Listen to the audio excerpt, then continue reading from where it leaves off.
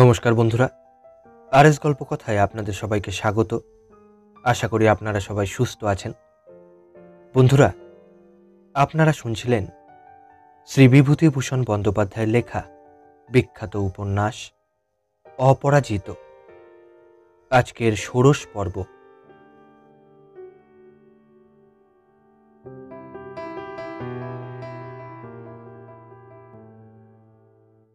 কলিকাতায় ফিরিয়া প্রণব দেবব্রতর সঙ্গে দেখা করিল। দেবব্রত একটু বিষণ্ণ। বিলাত যাইবার পূর্বে সে একটি মেয়েকে নিজের চোখে দেখিয়া বিবাহের জন্য পছন্দ করিয়াছিল, কিন্তু তখন নানা কারণে সম্বন্ধ ভাঙিয়া যায়। সে আজ ৩ বৎসর পূর্বের কথা। এবার বিদেশ হইতে ফিরিয়া সে নিছক কৌতূহলের বশবর্তী হইয়া সন্ধান লইয়া জানে মেয়েটির এখনো বিবাহ হয় নাই। মেয়েটির ডান পায়ের হাঁটুতে নাকি কি হইয়াছে। ডাক্তারের সন্দেহ করিতেছেন বোধহয় তাহাতে চিরজীবনের জন্য ওই পা খাটো হইয়া থাকিবে। এই অবস্থায় কেই বা বিবাহ করিতে অগ্রসর হইবে?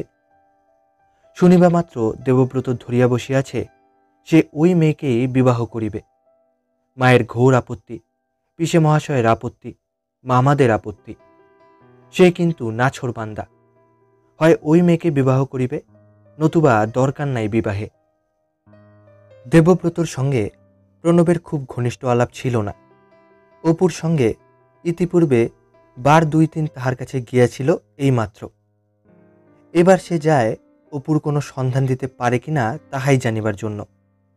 কিন্তু এই বিবাহ বিভ্রাটকে অবলম্বন করিয়া মাস ২-এর মধ্যে দুজনের একটা ঘনিষ্ঠ বন্ধুত্ব গড়িয়া উঠিল। দেবব্রত এইসব গোলমালের দরুন পিসে মহাশয়ের বাসা ছাড়িয়া কলিকাতা হোস্টেলে উঠিয়াছিল।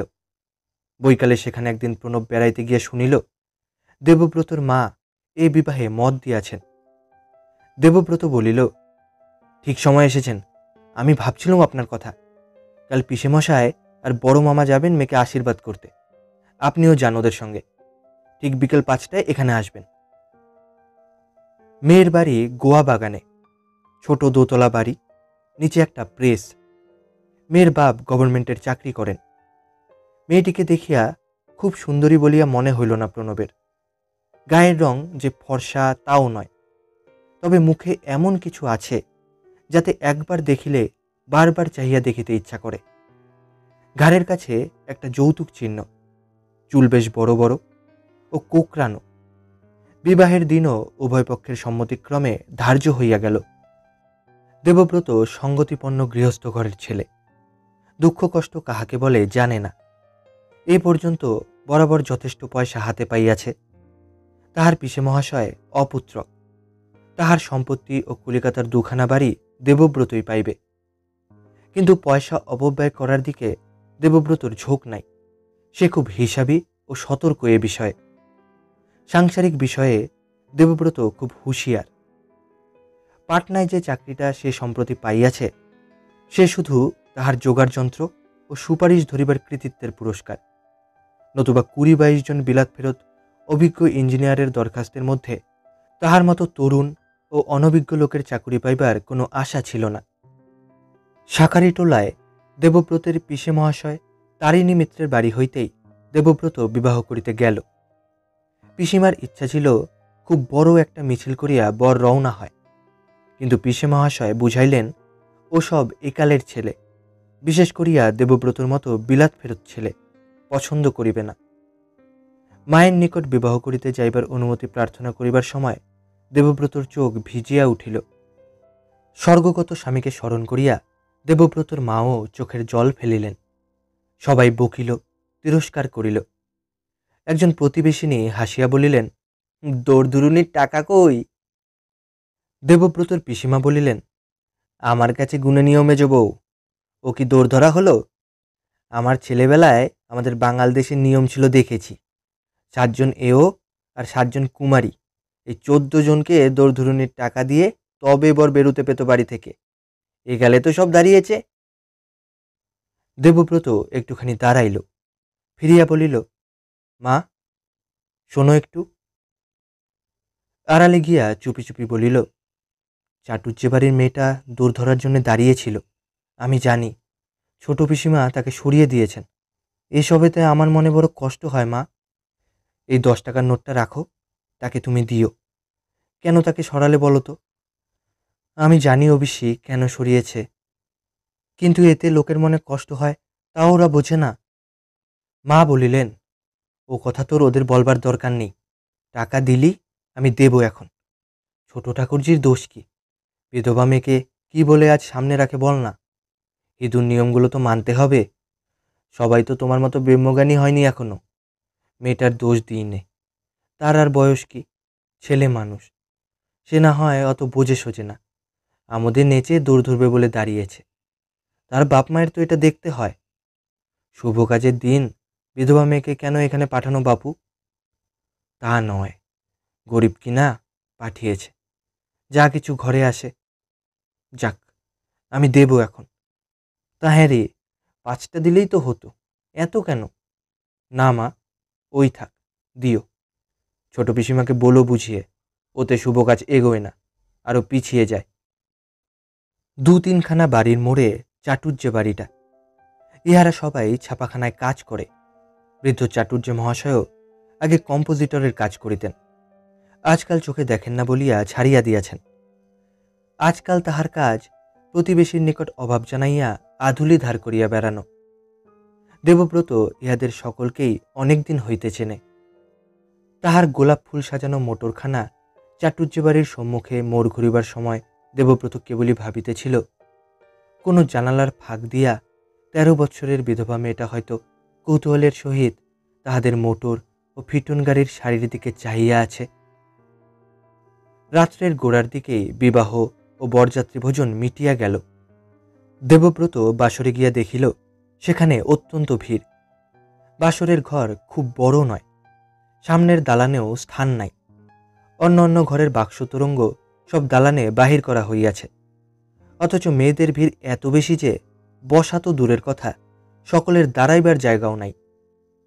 সে বড় শালাকে বলিল, দেখুন, যদি অনুমতি করেন, একটু ইঞ্জিনিয়ারিং বিদ্যে জাহির করি।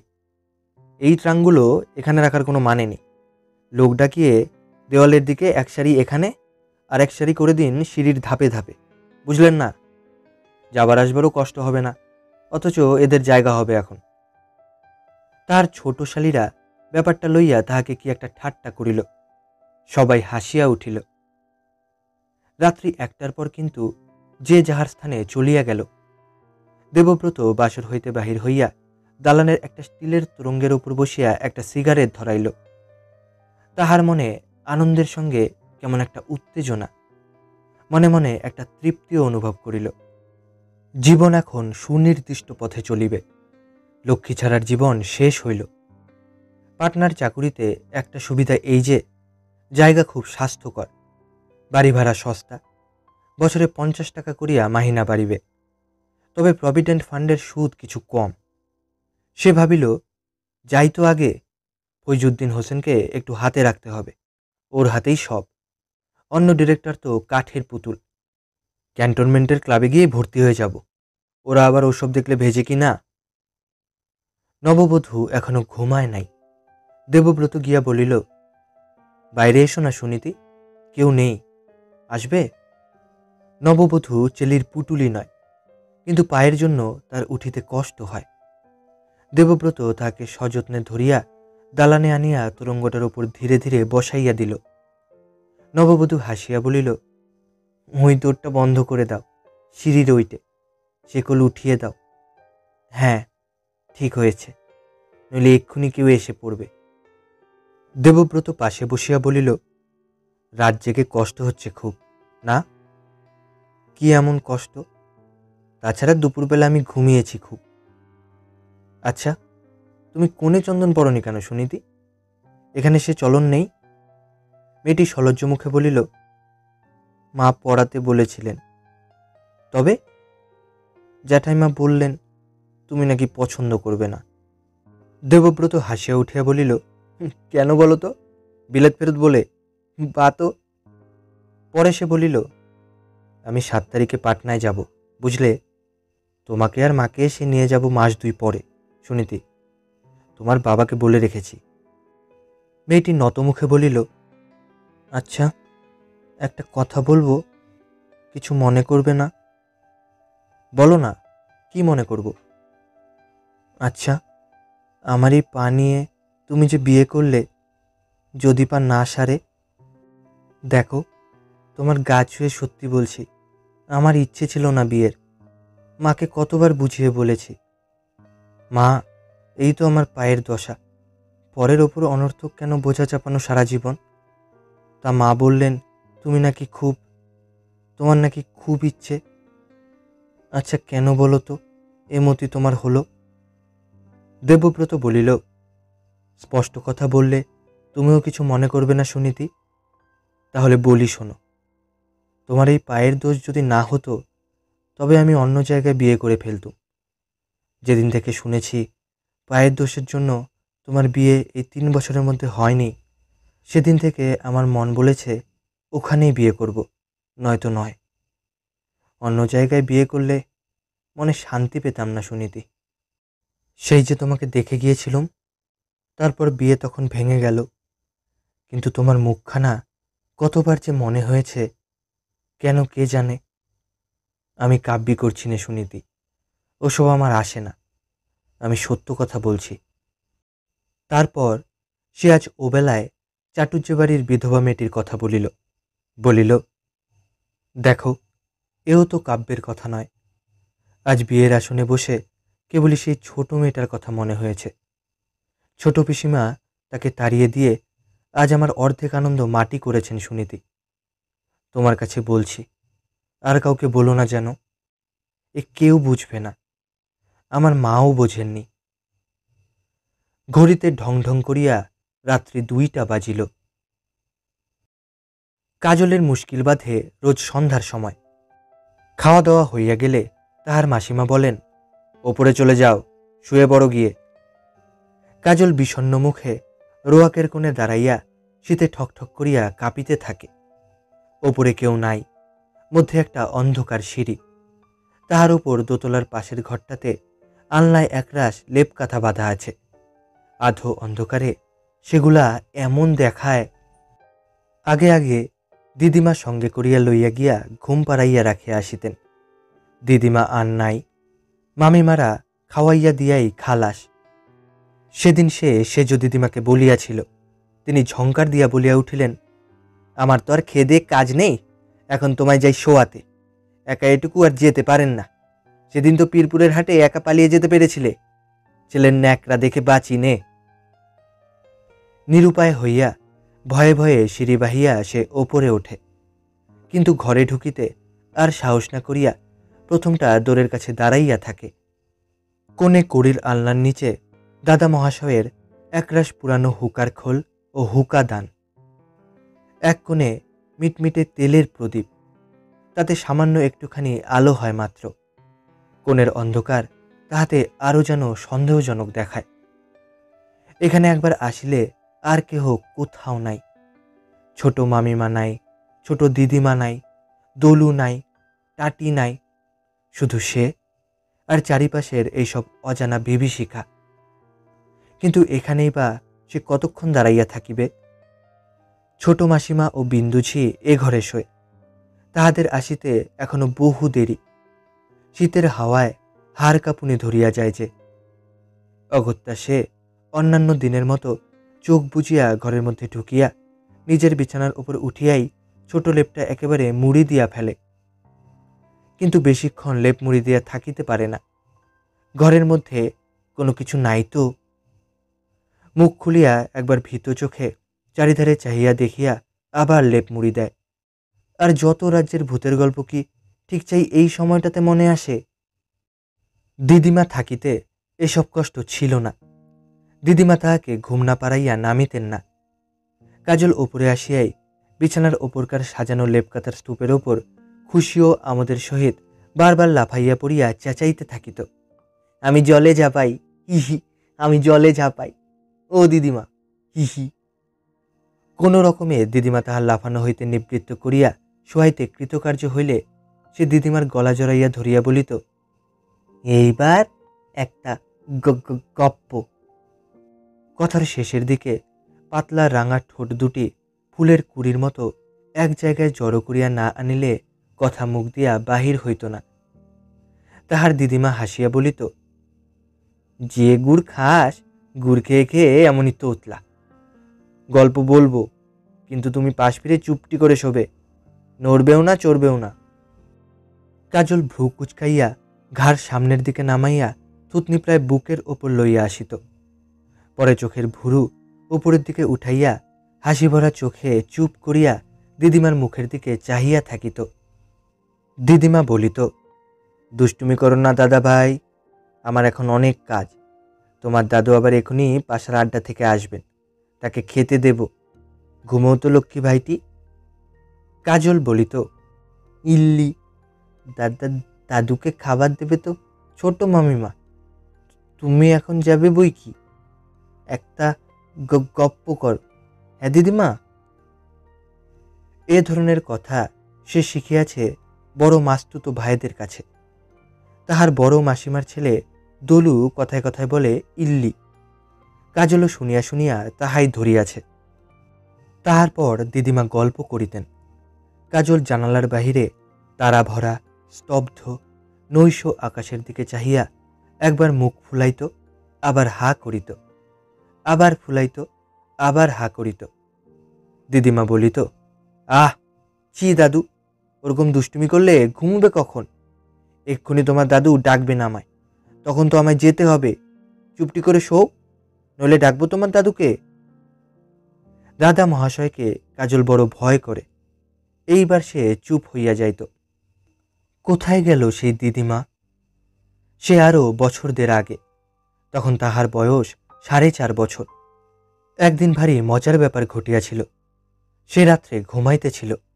সকালে উঠিলে অরু চুপি চুপি বলিল, ঠাকুমা কাল রাতে মারা গিয়েছে, জানিস নে কাজল?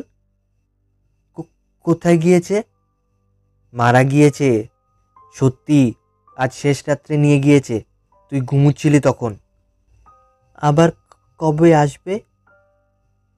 অরু বিজ্ঞের সুরে বলিল, আর বুঝি আসে? তুই যা বোকা, ঠাকুরমাকে তো পোড়াতে নিয়ে চলে গেছে ওই দিকে। সে হাত তুলিয়া নদীর বাঁকের দিকে দেখাইয়া দিল। অরু ভারী চালবাজ, সপ্তাহতেই ওই রকম চাল দেয়। ভারী তো 1 বছরের বড়, দেখায় যেন সব জানে, সব বোঝে। ওই চালবাজির জন্যই তো কাজল অরুকে দেখিতে পারে না। সে খুব বিস্মিত হইল। দিদিমা আর আসিবে না কেন? কি হইয়াছে দিদিমার? পারে, কিন্তু সেই হইতে দিদিমাকে আর সে দেখিতে পায় নাই। গোপনে গোপনে অনেক কাঁদিয়াছে। কোথায় দিদিমা এরকম এক রাত্রের মধ্যে নিরুদ্দেশ হইয়া যাইতে পারে? সে সম্বন্ধে অনেক ভাবিয়াছে, কিছু ঠিক করিতে পারে নাই। আজকাল আর কেহ কাছে বসিয়া খাওয়ায় না, সঙ্গে করিয়া ওপরে লইয়া আসে না, গল্প করে না। একলাটি এই অন্ধকারের মধ্যে দিয়ে আসিয়া ওপরের ঘরে শুইতে হয়। সকলের যে মুশকিল হইয়াছে এইটাই বেশি কিনা। আরও 1 বৎসর কাটিয়া গিয়াছে। চৈত্র মাস যায় যায়। অপু অনেকদিন পরে দেশে ফিরিতেছিল। গাড়ির মধ্যে একজন মুসলমান ভদ্রলোক লখনৌয়ের খোরমুজার গুণ বর্ণনা করিতেছিল। অনেকে মন দিয়া শুনিতেছিল। অপু অন্যমনস্কভাবে জানালার বাহিরে চাহিয়াছিল। কতক্ষণে গাড়ি বাংলাদেশে আসিবে? 7 সমুদ্র 13 নদী পারের রূপকথার রাজ্য বাংলা। আজ দীর্ঘ 5.5 বৎসর সে বাংলার শান্ত কমনীয় রূপ দেখে নাই। এই বৈশাখে বাঁশের বনে বনে শুকনো বাঁশখোলার তলা বিছাইয়া পড়িয়া থাকা কাঞ্চন ফুলে ভরা শান বাঁধানো পুকুরের ঘাটে সদ্য স্নাত নতমুখী তরুণীর মূর্তি। কলিকাতার মেজবাটি, দালানের রেলিংয়ে কাপড় মেলিয়া দেওয়া, বাবুরা সব আফিসে। নিচের বালতিতে বৈকাল 3টার সময় কলের মুখ হইতে জল পড়িতেছে। এসব সুপরিচিত প্রিয় দৃশ্যগুলি আর একবার দেখিবার জন্য মন কি ছটফটি না করিয়াছে গত 6 বছর। বাংলা ছাড়িয়া সে ভালো করিয়া বাংলাকে চিনিয়াছে, বুঝিয়াছে। কতক্ষণে বাংলাকে দেখা যাইবে আজ? সন্ধ্যা ঠিক 7টার সময়। রানীগঞ্জ ছাড়িয়া অনেক দূর আসিবার পরে বালুময় মাঠের মধ্যে সিঙ্গারন নদীর গ্রীষ্মের জল খর রৌদ্রে শুকাইয়া গিয়াছে।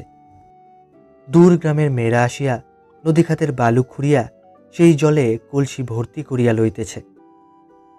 একটি কৃষক বধূ জল ভরা কলসি কাখে রেলের ফটকের কাছে দাঁড়াইয়া গাড়ি দেখিতেছে। অপু দৃশ্যটা দেখিয়া পুলকিত হইয়া উঠিল। সারা শরীরে একটা অপূর্ব আনন্দ শিহরণ। কতদিন বাংলার মেয়ের এই পরিচিত ভঙ্গিটি সে দেখে নাই। চোখ মন জুড়াইয়া গেল। বর্ধমান ছাড়াইয়া নিদাগ অপরাহ্নের ঘন ছায়ায় একটা অদ্ভুত দৃশ্য চোখে পড়িল।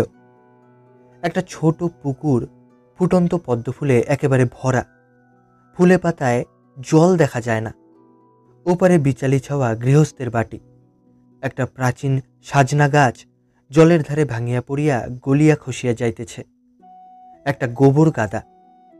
আজ সারা দিনের আগুন বৃষ্টির পরে, বিহার ও সাঁওতাল পরগনার বন্ধুর আগুনরাঙা ভূমিশ্রীর পরে ছায়াভরা পদ্মপুকুরটা যেন সারা বাংলার কমনীয় রূপের প্রতীক হইয়া তাহার চোখে দেখা দিল।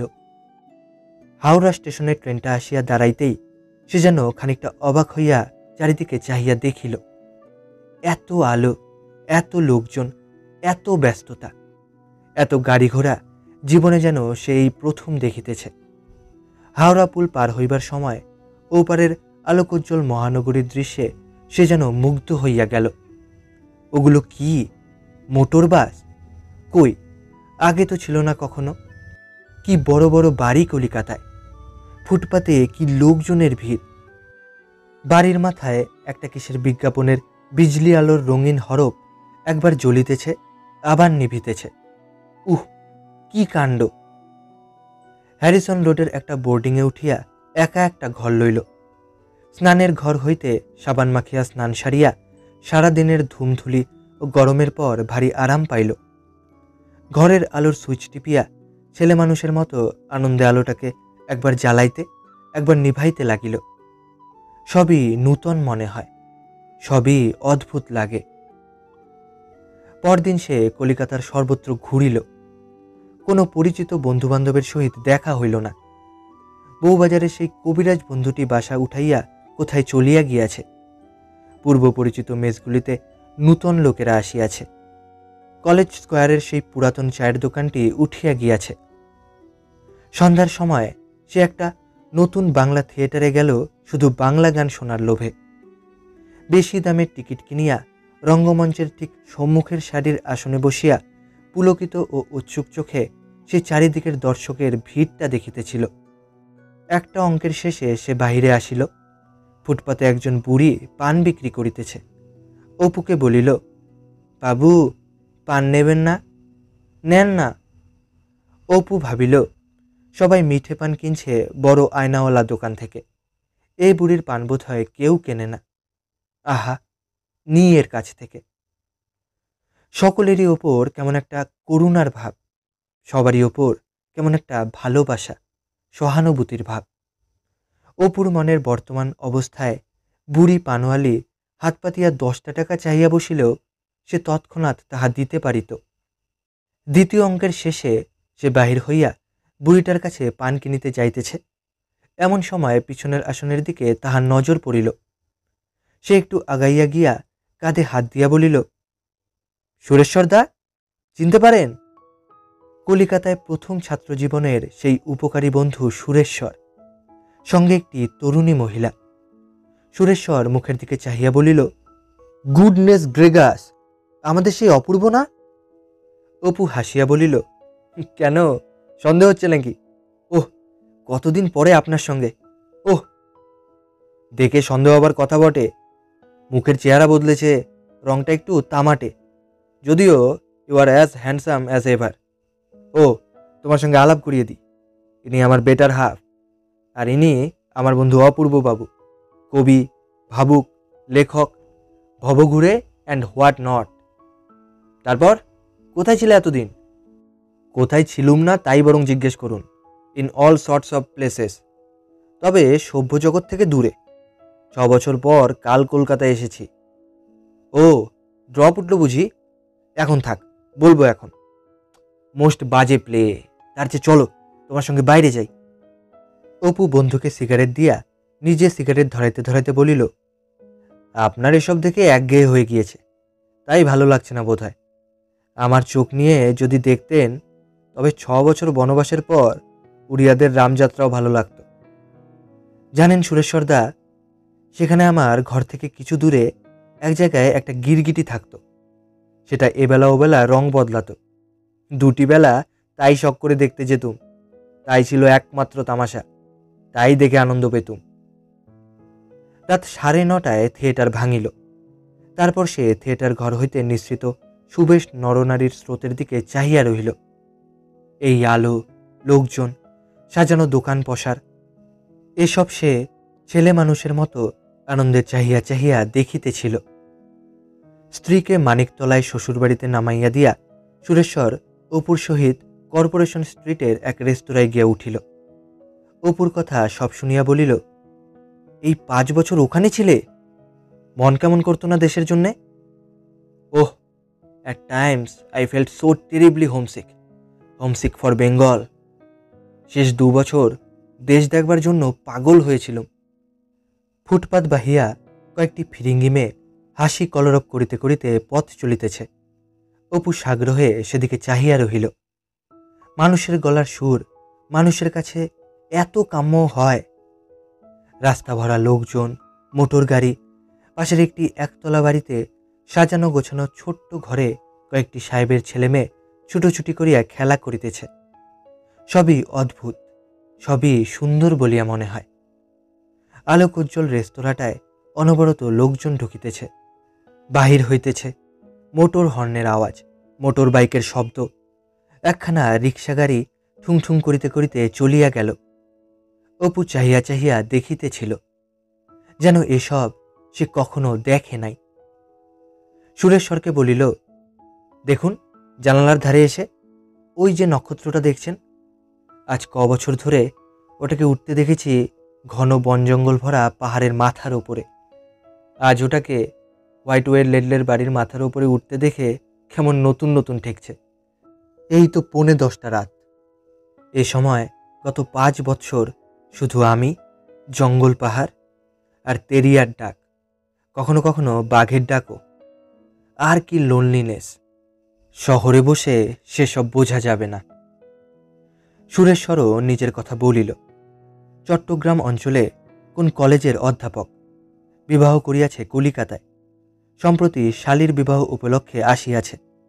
বলিল, দেখো ভাই, তোমার ও জীবন একবার আস্বাদ করতে ইচ্ছে হয়, কিন্তু তখন কি জানতুম বিয়ে এমন জিনিস হয়ে দাঁড়াবে। যদি কিছু করতে চাও জীবনে, বিয়ে করো না কখনো, বলে দিলুম। বিয়ে করনি তো? অপু হাসিয়া বলিল, ও, আমি ভাবছি আপনার এ লেকচার যদি বৌদি শুনতেন। না না, শোনো, সত্যি বলছি। সে 1915 সালের সুরেশ্বর আর নই আমি। সংসারের হাড়ি কাটে যৌবন গিয়েছে, শক্তি গিয়েছে, স্বপ্ন গিয়েছে। জীবনটা বৃথা খুইয়েছি। কত কি করবার ইচ্ছে ছিল।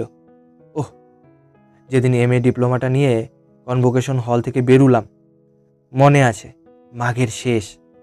গোলদিঘির দেবদারু গাছে নতুন পাতা গজিয়েছে, সবে দক্ষিণা হাওয়া শুরু হয়েছে। গাউন সমেত এক দোকানে গিয়ে ফটো ওঠালুম। কি খুশি!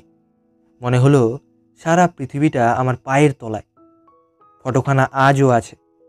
চেয়ে দেখে ভাবি, কি ছিলুম, কি হয়ে দাঁড়িয়েছি। পাড়াগাঁয়ের কলেজে 324 দিন একই কথা আওড়াই, দলাদলি করি, প্রিন্সিপালের মন জোগাই, স্ত্রীর সঙ্গে ঝগড়া করি, ছেলেদের ডাক্তার দেখাই। এর মধ্যে মেয়ের বিয়ের ভাবনাও ভাবি। না না, তুমি এসো না, এসব ঠাট্টা নয়। অপু বলিল, এত সেন্টিমেন্টাল হয়ে বললেন কেন হঠাৎ সুরেশ্বরদা? এক পেয়ালা কফি? না না, তোমাকে পেয়ে সব বলল, কারুর কাছে বলি নে, কে বুঝবে। তারা সবাই দেখছে দিব্যি চাকরি করছি, মাইনে বাড়ছে, তবে তো বেশি আছি। আমি যে মরে যাচ্ছি তা কেউ বুঝবে না। রেস্তোরাঁ হইতে বাহির হইয়া পরস্পর বিদায় লইল। অপু বলিল, জানেন তো, বলেছে, in each of us a child has lived and a child has died, a child of promise who never grew up.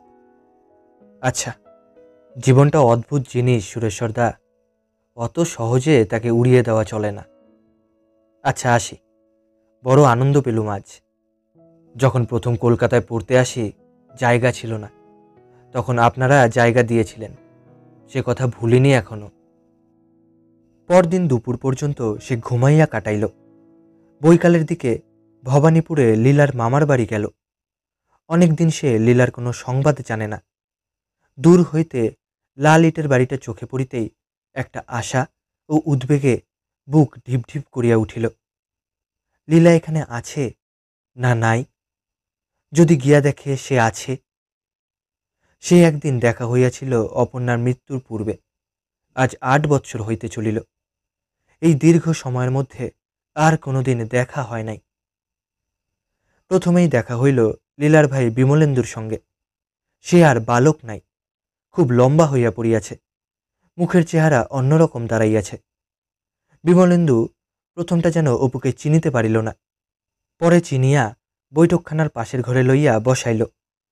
2-5 minute এ কথা ও কথার পরে অপু যতদূর সম্ভব সহজ স্বরে বলিল, তারপর তোমার দিদির খবর কি, এখানে না শ্বশুরবাড়ি? বিমলেন্দু কেমন একটা আশ্চর্য সুরে বলিল, ও ইয়ে, আসুন আমার সঙ্গে, চলুন। কেমন একটা অজানা আশঙ্কায় অপুর মন ভরিয়া উঠিল। ব্যাপার কি? একটু পরে গিয়া বিমলেন্দু রাস্তার মোড়ে দাঁড়াইয়া নিচু স্বরে বলিল, দিদির কথা কিছু শোনেননি আপনি? অপু উদ্বিগ্ন মুখে বলিল, না, কি? লীলা আছে তো? আছেও বটে, নেইও বটে, সেসব অনেক কথা। আপনি ফ্যামিলির ফ্রেন্ড বলে বলছি। দিদি ঘর ছেড়েছে। স্বামী গোড়া থেকেই ঘোর মাতাল, অতি কুচরিত্র। বেন্টিং স্ট্রিটের এক ইহুদি মেয়েকে নিয়ে বাড়াবাড়ি আরম্ভ করে দিলে, তাকে নিজের বাসাতে রাত্রে নিয়ে যেতে শুরু করলে। দিদিকে জানেন তো, তেজি মেয়ে, এসব সহ্য করার পাত্রী নয়। সেই রাত্রেই ট্যাক্সি ডাকিয়ে পদ্মপুকুরে চলে আসে নিজের ছোট মেয়েটাকে নিয়ে। মাস 2 পর একদিন দাদাবাবু এলো, মেয়েকে সিনেমা দেখাবার ছুতো করে নিয়ে গেল জব্বলপুরে, আর দিদির কাছে পাঠায় না। তারপর দিদি যা করেছে, সে যে আবার দিদি করতে পারত তা কখনো কেউ ভাবেনি। হীরক সেনকে মনে আছে? সেই যে ব্যারিস্টার হীরক সেন, আমাদের এখানে পার্টিতে দেখেছেন অনেকবার। সেই হীরক সেনের সঙ্গে দিদি একদিন নিরুদ্দেশ হয়ে গেল। 1 বৎসর কোথায় রইল, আজকাল ফিরে এসেছে, কিন্তু হীরক সেনকে ছেড়েছে। একা আলিপুরে বাড়ি ভাড়া নিয়ে থাকে। এ বাড়িতে তার নাম আর করার উপায় নেই। মা কাশীবাসিনী হয়েছেন, আর আসবেন না। কথা শেষ করিয়া বিমলেন্দু নিজেকে একটু সংযত করার জন্যই বোধ হয় একটু চুপ করিয়া রহিল। পরে বলিল, হীরক সেন কিছু না, এ শুধু তার একটা শোধ তোলা মাত্র। সেন তো শুধু উপলক্ষ। আচ্ছা, তবে আসি অপূর্ববাবু, এখন কিছুদিন থাকবেন তো এখানে? বিমলেন্দু চলিয়া যায় দেখিয়া অপু কথা খুঁজিয়া পাইল। তাড়াতাড়ি তাহার হাতখানা ধরিয়া অকারণে বলিল, শোনো শোনো, লীলা আলিপুরে আছে তাহলে? এ প্রশ্ন সে করিতে চাহে নাই। সে জানে এ প্রশ্নের কোনো অর্থ নাই, কিন্তু একসঙ্গে এত কথা জিজ্ঞাসা করিতে ইচ্ছা হইতেছিল, কোনটা সে জিজ্ঞাসা করিবে? বিমলেন্দু বলিল, এতে আমাদের যে কি মর্মান্তিক। বর্ধমানে আমাদের বাড়ির সেই নিস্তারিণী ঝিকে মনে আছে? সে দিদিকে ছেলেবেলায় মানুষ করেছে। পুজোর সময় বাড়ি গেলুম, সে ভেউ ভেউ করে কাঁদতে লাগলো। সেই বাড়িতে দিদির নাম পর্যন্ত করার জো নেই। রমেনদা আজকাল বাড়ির মালিক, বুঝলেন না? দিদিও সুখে নেই, বলবেন না কাউকে। আমি লুকিয়ে যাই, এত কাঁদে মেয়ের জন্যে। হীরক সেন দিদির টাকাগুলো 2 হাতে উড়িয়েছে, আবার বলেছিল বিলেতে বেড়াতে নিয়ে যাবে। সেই লোভ দেখিয়েই নাকি টানে। দিদি আবার তাই বিশ্বাস করত। জানেন তো, দিদিরও ঝোঁক আছে চিরকাল। বিমলেন্দু চলিয়া যাইতে উদ্যত হইলে অপু আবার গিয়া তাহার হাত ধরিয়া বলিল, তুমি মাঝে মাঝে কোন সময়ে যাও? বিমলেন্দু বলিল, রোজ যে যাই তা নয়। বিকেলে দিদি মোটরে বেড়াতে আসে ভিক্টোরিয়া মেমোরিয়ালের সামনের মাঠে, ওইখানে দেখা করি। বিমলেন্দু চলিয়া গেলে অপু অন্যমনস্কভাবে হাঁটিতে হাঁটিতে রসারোডে আসিয়া পড়িল। কি ভাবিতে ভাবিতে সে শুধুই হাঁটিতে লাগিল। পথের ধারে একটা পার্ক, ছেলেমেয়েরা খেলা করিতেছে, দড়ি ঘুরাইয়া ছোট মেয়েরা লাফাইতেছে। সে পার্কটায় ঢুকিয়া একটা বেঞ্চের ওপর বসিল। লীলার ওপর রাগ বা অভিমান কোনোটাই হইল না। সে অনুভব করিল এত ভালোবাসে নাই সে কোনোদিনই লীলাকে। এই 8 বৎসরে লীলা তো তাহার কাছে অবাস্তব হইয়া পড়িয়াছে। তাহার মুখ পর্যন্ত ভালো মনে হয় না, অথচ মনের কোন গোপন অন্ধকার কোণে এত ভালোবাসা সঞ্চিত হইয়াছিল তাহার জন্য। ভাবিল ওর দাদামশাইয়েরই যত দোষ। কে বিয়ে দিতে মাথার দিব্যি দিয়েছিল তাকে? বেচারি লীলা। সবাই মিলে ওর জীবনটা নষ্ট করে দিলে। কিছুদিন কলিকাতায় থাকিবার পরে সে বাসা বদলাইয়া অন্য এক বোর্ডিংয়ে গিয়া উঠিল। পুরানো দিনের কষ্টগুলো আবার সবই আসিয়া জুটিয়াছে। একা এক ঘরে থাকিবার মতো পয়সা হাতে নাই, অথচ 2-3টি কেরানিবাবুর সঙ্গে এক ঘরে থাকা আজকাল তাহার পক্ষে একেবারেই অসম্ভব মনে হয়। লোক তাহারা ভালোই, অপুর চেয়ে বয়স অনেক বেশি, সংসারী, ছেলেমেয়ের বাপ, ব্যবহারও তাহাদের ভালো। কিন্তু হইলে কি হয়, তাহাদের মনের ধারা যে পথ অবলম্বনে গড়িয়া উঠিয়াছে অপু তাহার সহিত আদৌ পরিচিত নয়। সে নির্জনতা প্রিয়, একা চুপ করিয়া বসিয়া থাকিতে চায়। সেইটাই এখানে হইবার জো নাই। হয়তো সে বৈকালের দিকে বারান্দাটাতে সবে আসিয়া বসিয়াছে। কেশববাবু হুকা হাতে পিছন হইতে বলিয়া উঠিলেন, এই যে অপূর্ববাবু, একাটি বসে আছেন? চৌধুরী ব্রাদার্স বুঝি এখনো অফিস থেকে ফেরেননি? আজ শোনেননি বুঝি মোহনবাগানের কাণ্ডটা? আরে রামও, শুনুন তবে। কলিকাতা তাহার পুরাতন রূপে আবার ফিরিয়া আসিয়াছে। সেই ধুলা, ধোয়া, গোলমাল, একঘেয়েমি, সংকীর্ণতা, সব দিনগুলা এক রকমের হওয়া, সেই সব। সে চলিয়া আসিত না, কিংবা হয়তো আবার এতদিনে চলিয়া যাইত। মুশকিল এই যে মিস্টার রায়চৌধুরীও ওখানকার কাজ শেষ করিয়া কলিকাতায় ফিরিয়া একটি জয়েন্ট স্টক কোম্পানি গড়িবার চেষ্টায় আছেন। অপুকে তাহার অফিসে কাজ দিতে রাজি হইয়াছেন। কিন্তু অপু বসিয়া বসিয়া ভাবিতেছিল, গত 6 বছরের জীবনের পরে আবার কি সে অফিসের ডেস্কে বসিয়া কেরানিগিরি করিতে পারিবে? এদিকে পয়সা ফুরাইয়া আসিল যে, না করিলেই বা চলে কিসে?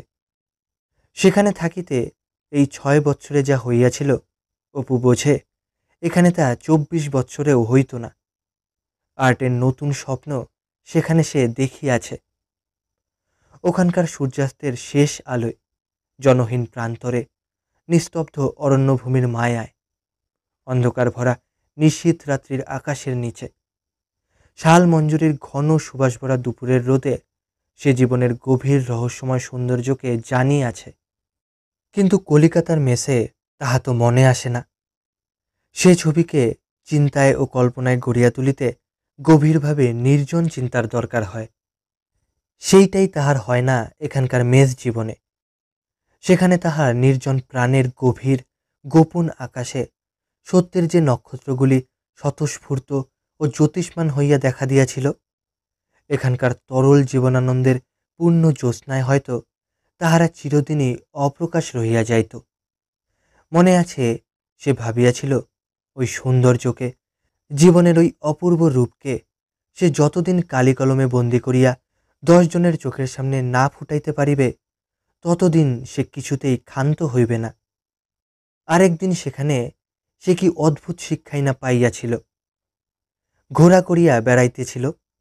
এক জায়গায় বনের ধারে ঝোপের মধ্যে অনেক লতা গাছে গা লুকাইয়া একটা তেলাকুচা গাছ। তেলাকুচা বাংলার ফল, অপরিচিত মহলে একমাত্র পরিচিত বন্ধু। সেখানে দাঁড়াইয়া গাছটাকে দেখিতে বড় ভালো লাগিতেছিল। তেলাকুচা লতার পাতাগুলা সব শুকাইয়া গিয়াছে, কেবল অগ্রভাগে ঝুলিতেছিল একটা আধ পাকা ফল। তারপর দিনের পর দিন সে ওই লতাটার মৃত্যু যন্ত্রণা লক্ষ্য করিয়াছে। ফলটা যতই পাকিয়া উঠিতেছে, বোটার গোড়ায় যে অংশ সবুজ ছিল সেটুকু যতই রাঙা সিঁদুরের রং হইয়া উঠিতেছে, লতাটা ততই দিন দিন হলদে শীর্ণ হইয়া শুকাইয়া আসিতেছে।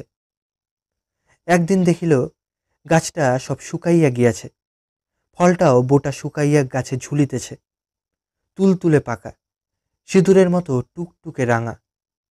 যে কোনো পাখি, বানর কি কাঠবিড়ালির অতি লোভনীয় আহার্য। যে লতাটা এতদিন ধরিয়া 9 কোটি মাইল দূরের সূর্য হইতে তাপ সংগ্রহ করিয়া চারিপাশের বায়ুমণ্ডল হইতে উপাদান লইয়া মৃত জড় পদার্থ হইতে এ উপাদেয় খাবার তৈয়ারি করিয়াছিল, তাহার জীবনের উদ্দেশ্য শেষ হইয়া গিয়াছে। ওই পাকা টকটকে ফলটাই তাহার জীবনের চরম পরিণতি। ফলটা পাখিতে কাঠবিড়ালিতে খাইবে, এজন্য গাছটাকে তাহারা ধন্যবাদ দিবে না। তেলাকুচা লতাটা অজ্ঞাত অখ্যাতই থাকিয়া যাইবে, তবুও জীবন তাহার সার্থক হইয়াছে। ওই টুকটুকে ফলটাতে ওর জীবন সার্থক হইয়াছে। যদি ফলটা কেউ নাই খায়, তাহাতেও ক্ষতি নাই। মাটিতে ঝরিয়া পড়িয়া আরও কত তেলাকুচার জন্ম ঘোষণা করিবে, আরও কত লতা, কত ফুল ফল, কত পাখির আহার্য। মন তখন ছিল অদ্ভুত রকমের তাজা, সবল, গ্রহণশীল, সহজ, আনন্দময়। তেলাকুচা লতার এই ঘটনাটা তাহার মনে বড় ধাক্কা দিয়াছিল। সে কি ওই সামান্য বনঝোপের তেলাকুচা লতাটার চেয়েও হীন হইবে? তাহার জীবনের কি উদ্দেশ্য নাই? সে জগতে কি কিছু দিবে না? সেখানে কতদিন শালবনের ছায়ায় পাথরের ওপর বসিয়া দুপুরে এ প্রশ্ন মনে জাগিয়াছে। কত নিস্তব্ধ তারাভরা রাত্রে গভীর বিস্ময়ের দৃষ্টিতে তাঁবুর বাহিরের ঘন নৈশ অন্ধকারের দিকে চাহিয়া চাহিয়া এই সব স্বপ্নই মনে জাগিত। বহু দূর, দূর ভবিষ্যতে শিরীষ ফুলের পাপড়ির মতো নরম ও কচিমুখ কত শত অনাগত বংশধরদের কথা মনে পড়িত। খোকার মুখখানা কি অপূর্ব প্রেরণা দিত সে সময়। ওদেরও জীবনে কত দুঃখরাত্রের বিপদ আসিবে, কত সন্ধ্যার অন্ধকার ঘনাইবে।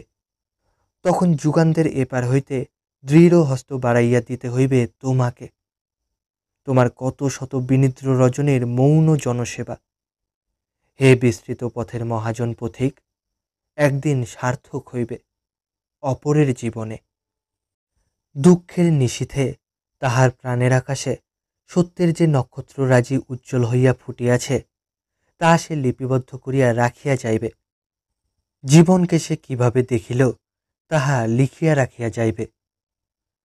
নিজের প্রথম বইখানির দিনে দিনে প্রবর্ধমান পাণ্ডুলিপিকে সে সস্নেহ প্রতীক্ষার চোখে দেখে। বইয়ের ভবিষ্যৎ সম্বন্ধে কত কথা তাহার আগ্রহভরা বক্ষস্পন্দনে আশা, আনন্দের সঙ্গীত জাগায়। মা যেমন শিশুকে চোখের সম্মুখে কান্না হাসির মধ্য দিয়া বাড়িতে দেখেন, দুরু দুরু বক্ষে তাহার ভবিষ্যতের কথা ভাবেন, তেমনি বই লেখার কষ্টটুকু করার চেয়ে বইয়ের কথা ভাবিতে ভালো লাগে। কাদের কথা বইয়ে লেখা থাকিবে? কত লোকের কথা, গরিবদের কথা। ওদের কথা ছাড়া লিখিতে ইচ্ছা হয় না। পথে ঘাটে, হাটে, গ্রামে, শহরে, রেলে কত অদ্ভুত ধরনের লোকের সঙ্গে পরিচয় ঘটিয়াছে জীবনে। কত সাধু সন্ন্যাসী, দোকানি, মাস্টার, ভিখারি, গায়ক, পুতুল নাচওয়ালা, আমপারানি, ফেরিওয়ালা, লেখক, কবি, ছেলেমেয়ে, এদের কথা। আজিকার দিন হইতে অনেক দিন পরে, হয়তো শত শত বৎসর পরে, তাহার নাম যখন এ বছরের ফোটা শাল ফুলের মঞ্জরির মতো, কিংবা তাহার ঘরের কোণের মাকড়সার জালের মতো কোথায় মিলাইয়া যাইবে, তখন তাহার কত অনাগত বংশধর কত সকালে সন্ধ্যায় মাঠে, গ্রাম্য নদী তীরে, দুঃখের দিনে, শীতের সন্ধ্যায়, অথবা অন্ধকার গহন নিস্তব্ধ দুপুর রাত্রে শিশির ভেজা ঘাসের ওপর তারার আলোর নিচে শুইয়া শুইয়া তাহার বই পড়িবে, কিংবা বইয়ের কথা ভাবিবে। ভবিষ্যৎ সম্বন্ধে কত আশঙ্কাও জাগে, যদি কেউ না পড়ে। আবার ভাবে, পৃথিবীর কোন অতীতে আদিম যুগের শিল্পী দল দুর্গম গিরিগুহার অন্ধকারে বৃষ, বাইসন, ম্যামথ আঁকিয়া গিয়াছিল। প্রাচীন দিনের বিস্তৃত প্রতিভা এতকাল পর তাহার দাবি আদায় করিতেছে। নতুবা ক্যান্টাব্রিয়া, তরদঞ্জ ও পিরেনিজের পর্বত গুহাগুলায় দেশ বিদেশের মনীষী ও ভ্রমণকারীদের এত ভিড় কিসের? তেলাকুচা লতাটা শুকাইয়া গিয়াছে, কিন্তু সে জীবন দিয়া ফলটাকে মানুষ করিয়া গিয়াছে যে। আত্মদানের ফল বৃথা যাইবে না, কত গাছ গজাইবে ওর বীজে। নিজের প্রথম বইখানি, মনে কত চিন্তাই আসে। অনভিজ্ঞ মন সপ্তাহতেই অবাক হইয়া যায়, সপ্তাহতেই গাঢ় পুলক অনুভব করে। এই তাহার বই লেখার ইতিহাস। কিন্তু প্রথম ধাক্কা খাইল বইখানার পাণ্ডুলিপি হাতে দোকানে দোকানে ঘুরিয়া। অজ্ঞাতনামা লেখকের বই কেহ লওয়া দূরে থাকুন, ভালো করিয়া কথাও বলে না। একটা দোকানে খাতা রাখিয়া যাইতে বলিল। দিন পাঁচেক পরে তাহাদের একখানা পোস্টকার্ড পাইয়া অপু ভালো কাপড় পরিয়া, জুতা বুরুষ করিয়া, বন্ধুর চশমা ধার করিয়া দুরু দুরু বক্ষে সেখানে গিয়া হাজির হইল। অত ভালো বই তাহার পড়িয়া হয়তো উহারা অবাক হইয়া গিয়াছে। দোকানের মালিক প্রথমে তাহাকে চিনিতে পারিল না, পরে চিনিয়া বলিল, ও ওয়ে সতীশ, এর সেই খাতাখানাকে দিয়ে দাও তো, বড় আলমারির দেরাজে দেখো। অপুর কপাল ঘামিয়া উঠিল। খাতা ফেরত দিতে চায় কেন?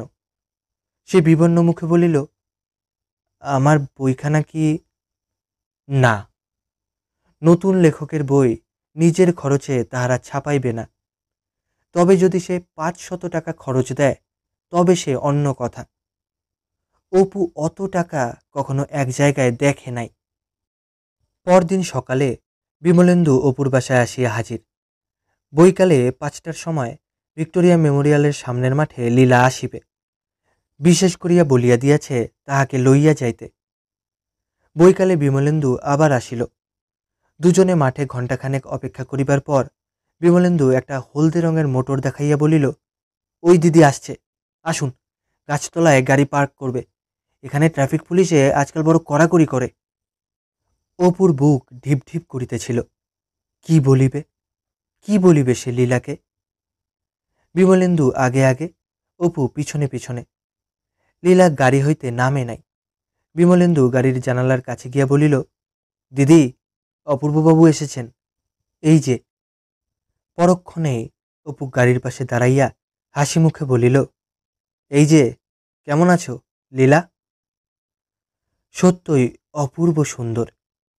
অপুর মনে হইল যে কবি বলিয়াছেন, সৌন্দর্যই একটা মহৎ গুণ। যে সুন্দর, তাহার আর কোনো গুণের দরকার হয় না। তিনি সত্যদর্শী, অক্ষরে অক্ষরে তাহার উক্তি সত্য। তবুও আগের লীলা নাই, একটু মোটা হইয়া পড়িয়াছে। মুখের সে তরুণ লাবণ্য আর কই। মুখের পরিণত সৌন্দর্য ঠিক তাহার মা মেজ বৌরানীর এ বয়সে যাহা ছিল তাই। সেই ছেলেবেলায় বর্ধমানের বাটিতে দেখা মেজ বৌরানীর মুখের মতো। উদ্দাম লালসা মাখা সৌন্দর্য নয়, শান্ত, বরং যেন কিছু বিষণ্ণ। বাড়ির বাহির হইয়া গিয়াছে যে মেয়ে, তাহার ছবির সঙ্গে অপু কিছুতেই এই বিষণ্ণ নয়না দেবী মূর্তিকে খাপ খাওয়াইতে পারিল না। লীলা ব্যস্ত হইয়া হাসি মুখে বলিল, এসো অপূর্ব, এসো। তুমি তো আমাদের ভুলেই গিয়েছো একেবারে। উঠে এসে বসো, চলো তোমাকে একটু বেরিয়ে নিয়ে আসি। শোভা সিং, লেক। লীলা মধ্যে বসিল। ও পাশে বিমলেন্দু, এ পাশে অপু। অপুর মনে পড়িল, বাল্যকাল ছাড়া লীলার এত কাছে সে আর কখনো বসে নাই। বারবার লীলার মুখের দিকে চাহিয়া চাহিয়া দেখিতেছিল। এতকাল পরে লীলাকে আবার এত কাছে পাইয়াছে।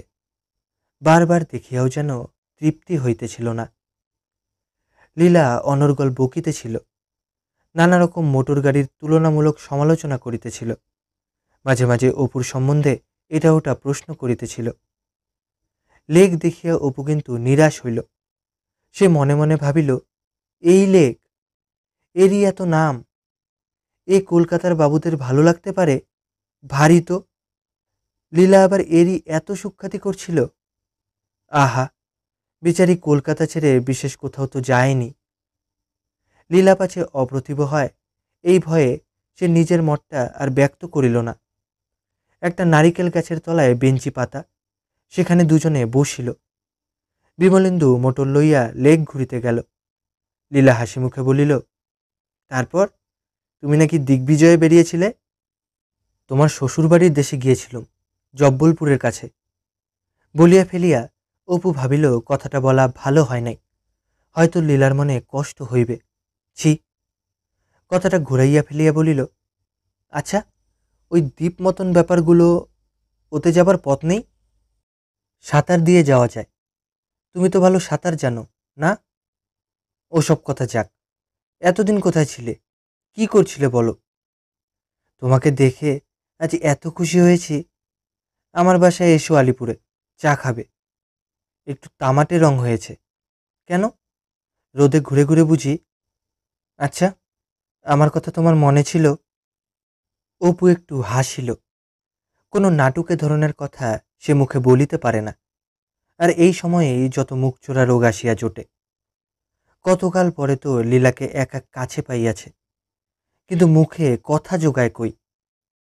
কত কথা লীলাকে বলিবে ভাবিয়াছিল, এখন লীলাকে কাছে পাইয়া সেসব কথা মুখ দিয়া তো বাহির হয়ই না, বরং নিতান্ত হাস্যকর বলিয়া মনে হয়। হঠাৎ লীলা বলিল, হ্যাঁ, ভালো কথা, তুমি নাকি বই লিখেছ। একদিন আমাকে দেখাবে না কি লিখলে? আমি জানি তুমি একদিন বড় লেখক হবে। তোমার সেই ছেলেবেলার গল্প লেখার কথা মনে আছে? তখন থেকেই জানি। পরে সে একটা প্রস্তাব করিল। বিমলেন্দুর মুখে সে সব শুনিয়াছে। বইওয়ালারা বই লইতে চায় না, ছাপাইতে কত খরচ পড়ে। এই বই ছাপাইয়া বাহির করিবার সমুদয় খরচ দিতে সে রাজি। অপ্রত্যাশিত আনন্দে অপুর সারা শরীরে যেন একটা বিদ্যুতের ঢেউ খেলিয়া গেল। সব খরচ, যত লাগে। তবুও আজ সে মুখে কিছু বলিল না। অপুর মনে লীলার জন্য একটা করুণা ও অনুকম্পা জাগিয়া উঠিল, ঠিক পুরাতন দিনের মতো। লীলারও কত আশা ছিল আর্টিস্ট হইবে, ছবি আঁকিবে। অনভিজ্ঞ তরুণ বয়সে তাহারই মতো কত কি স্বপ্নের জাল বুনিত। এখন শুধু নতুন নতুন মোটর গাড়ি কিনিতেছে, সাহেবী দোকানে লেস কিনিয়া বেড়াইতেছে। পুরাতন দিনের যজ্ঞে বেদিতে আগুন কই, নিভিয়া গিয়াছে। যজ্ঞ কিন্তু অসমাপ্ত। কৃপার পাত্র লীলা, অভাগিনী লীলা। ঠিক সেই পুরাতন দিনের মতো মনটি আছে, কিন্তু তাহাকে সাহায্য করিতে মায়ের পেটের মমতাময়ী বোনের মতোই হাত বাড়াইয়া দিয়াছে অমনি। শৈশব তাহার বন্ধু, তাহার সম্বন্ধে অন্তত ওর মনের তারটি খাঁটি সুরেই বাজিল চিরদিন। এখানেও হয়তো করুণা, মমতা, অনুকম্পা। ওদেরই বাড়িতে না তাহার মা ছিল রাধুনী? কে জানে, হয়তো কোন শুভ মুহূর্তে তাহার হীনতা, দৈন্য, অসহায় বাল্যজীবন বড় লোকের মেয়ে লীলার কোমল বাল্যমনে ঘা দিয়াছিল, সহানুভূতি, করুণা, মমতা জাগাইয়াছিল। সকল সত্যকার ভালোবাসার মশলা এরাই। এরা যেখানে নাই, ভালোবাসা সেখানে মাদকতা আনিতে পারে, মোহ আনিতে পারে, কিন্তু চিরস্থায়িত্বের স্নিগ্ধতা আনে না। সে ভাবিল, লীলার মনটা ভালো বলে সেই সুযোগে সবাই ওর টাকা নিচ্ছে। ও বেচারি এখনো মনে সেই ছেলে মানুষটি আছে। আমি ওকে এক্সপ্লয়েট করতে পারবো না। দরকার নেই আমার বই ছাপানোয়।